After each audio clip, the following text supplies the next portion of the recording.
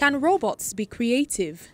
British gallery owner Aidan Mellor hopes to go some way towards answering that question with Ada, who her maker says will be able to draw people from sight with a pencil in her bionic hand. Are robots actually capable of being creative? AI is developing rapidly at the moment, but in actual fact, what is it going to be able to do? It's incredibly powerful, but at the end of the day, what do we want it to do? What image are we forming with this technology on society? And that's something that we're incredibly excited by, but also very aware of the negative aspects that can have too. So we want to have that engaged piece to go and basically ask those questions. Mellor is overseeing the final stages of her construction by engineers at Cornwall-based Engineered Arts.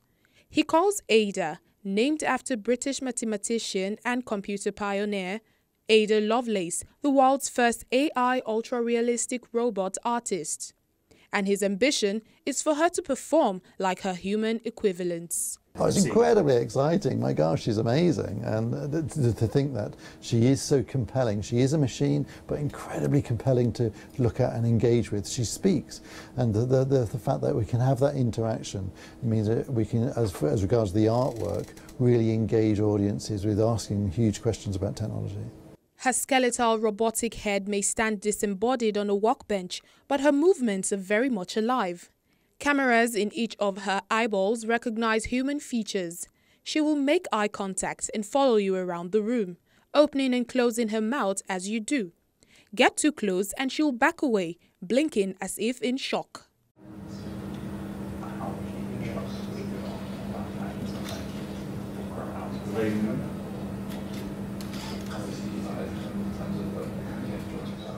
Ada's makers say she would have a robot-thespian body with expressive movements, and she will talk and answer questions. We already integrate good parts of AI that work well. So there's AI running in the computer vision that allows the robot to track faces, to recognize facial features, to mimic your expressions. We've used speech recognition in the past, again, another good use of AI.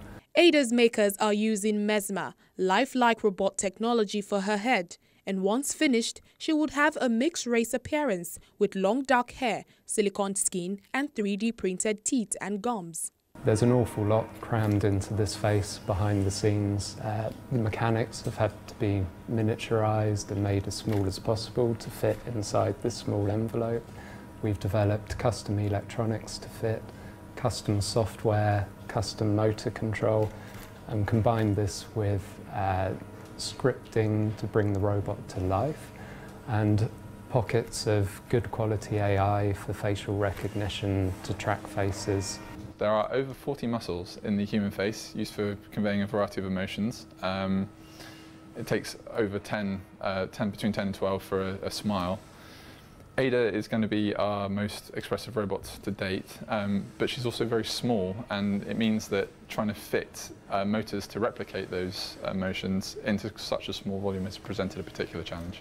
Ada will present her inaugural exhibition Unsecured Futures in May at the University of Oxford, and her sketches will go on display in November in London. I'm actually being operated by telepresence right now, so I've got somebody next door on a headset.